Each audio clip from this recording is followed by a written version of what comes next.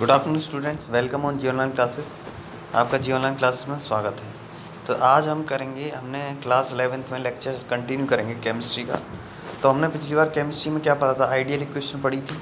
ठीक है, हम कैसे आइडियल गैस कितने लॉ को कंबाइन करके आइडियल गैस की इक्वेशन निकालते हैं। और दूसरा क्या पढ़ा था हमने, डाल्टन्स लॉ पढ़ा था। और तीसरा क्या पता, अवोगाड्रो लॉ। सारे लॉ करा दिए मैंने।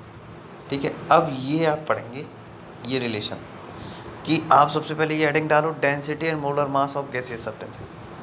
किसी गैस सब्सटेंस की डेंसिटी और मोलर, देखो डेंसिटी क्या होता है। डेंसिटी अभी देखो आप अपने रूम में अकेले हो, एक दो हो, ठीक है। तो अब क्या वहाँ बच्चे बैठे हैं, अब बंदा वहाँ अकेले ही तो हो तुम, तो उस रूम की डेंसिटी क्या होगी, लो हाई, उसकी लो ही तो डेंसिटी होगी। ठीक है, क्योंकि देखो आपके रूम में कोई भीड़ ही नहीं है, बच्चों की भीड़ है नहीं ना, आप अकेले बैठे हो, मूव कर सकते हो यहाँ से वहाँ, घूम सकते हो। लेकिन अगर डेंसिटी होती, बहुत सारे बच्चे होते आपके रूम में, तो वो डेंसिटी है, बहुत सारी डेंसिटी है, उस रूम की डेंसिटी कैसी, हाई। अभी इसी तरह किसी कंटेनर में मैं गैस भर दूँ तो उसकी डेंस कितनी है, डेंसिटी कितनी है, उस गैस के मॉलिक्यूल कितने हैं उस कंटेनर में, ये होती है डेंसिटी। और मोलर मास तो पता ही है, मोलर मास क्या होता है, एटॉमिक मास। जो हम जैसे ऑक्सीजन है, ऑक्सीजन है, अब इसका मोलर मास निकालना है, ऑक्सीजन गैस का मोलर मास कैसे निकालोगे। ऑक्सीजन का एटॉमिक नंबर कितना कितना होता है, 8। कितना होता है ऑक्सीजन का, 8। तो उसका मोलर मास कैसे निकालोगे, 8 इंटू 8, 8 प्लस 8, 8 और 8 16। तो ऑक्सीजन का कितना हो गया मोलर मास, 16 ही तो हो गया। और ऑक्सीजन गैस का कितना हो गया, 32 हो गया, 32। ऑक्सीजन का मतलब एक एलिमेंट, और ऑक्सीजन गैस का मतलब 2 एलिमेंट। तो यहाँ से हम डेरिवेशन शुरू करेंगे। आपको ये पता है कि ये क्या है, वेट।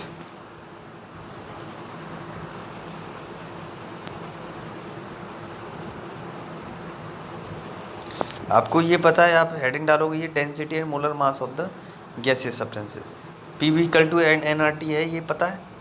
ठीक है, ये आप निकाल अपने डेरिवेशन किया, आइडियल गैस इक्वेशन है ये, और कंबाइंड गैस गैस इक्वेशन ही बोल सकते हैं। ठीक है, और ये एन की जगह हम क्या रख देंगे इस इक्वेशन में, एन यहाँ दिख रहा है ये, इसकी जगह हम एम अपॉन एम रख देंगे। एम क्या है, गिवन मास। जैसे कोई गैस है, ऑक्सीजन, ऑक्सीजन दे रखा है 2 ग्राम, ठीक है, तो एम, छोटा एम क्या हो जाएगा, 2 ग्राम। और मोलर मास, जैसे ऑक्सीजन का मोलर मास कैसे निकालेंगे, कैसे करेंगे, अभी मैंने बताया था 8 और 8। ऑक्सीजन गैस का एटॉमिक नंबर कितना होता है ऑक्सीजन का, 8, और उसका एटॉमिक मास कितना होता है, 16।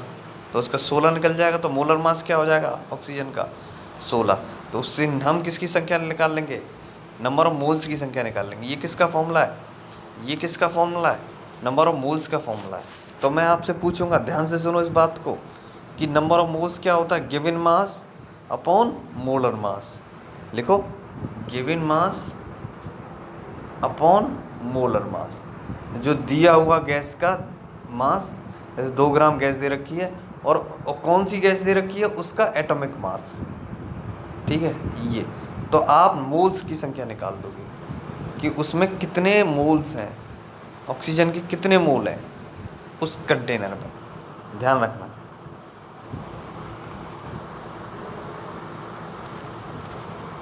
समझ में आ गया, ये आ गया आपको, ये समझ में आ गया।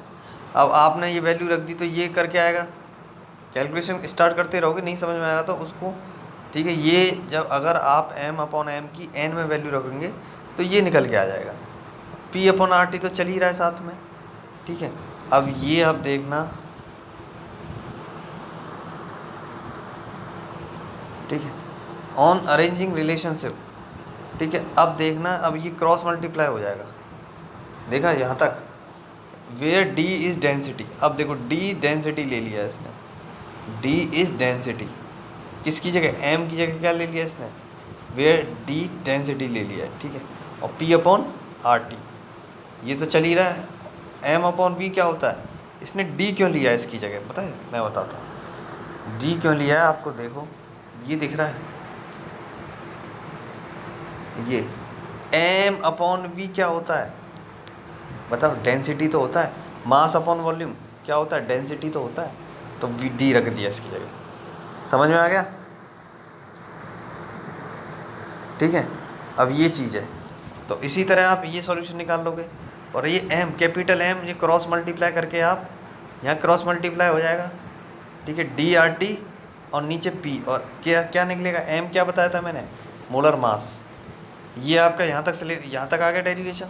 अब आप देखो P2, P2 किस तरह, अब क्रॉस कर दिया, इसके नीचे 1 होता है, इसमें क्रॉस कर दिया,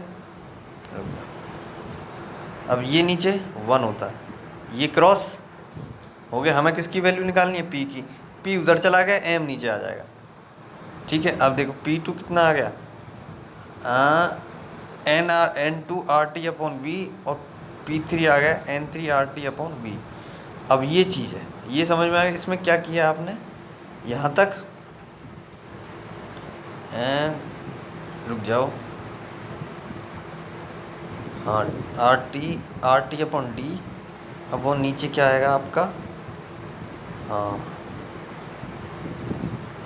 ओके, ठीक है। तो ये जो इसमें क्या किया है, ये जो इक्वेशन है आपकी, यहाँ देखना, wait, MDRT upon P, wait,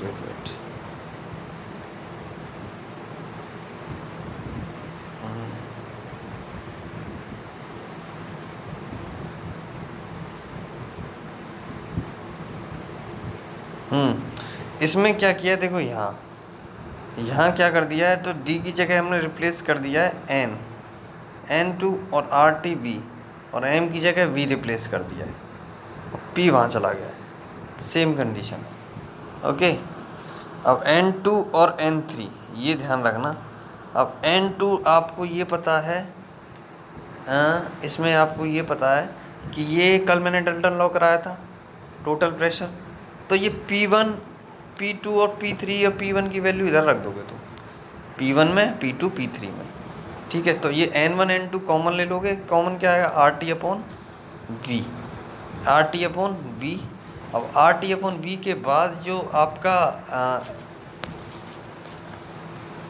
ये है, ये आपका यहाँ तक आ गया होगा, सभी बच्चों का यहाँ तक आ गया होगा, ठीक है। कॉमन ले लिया, N1 N2 3 कॉमन ले लिया, और ये जो वैल्यू है इसमें सब्स्टिट्यूट कर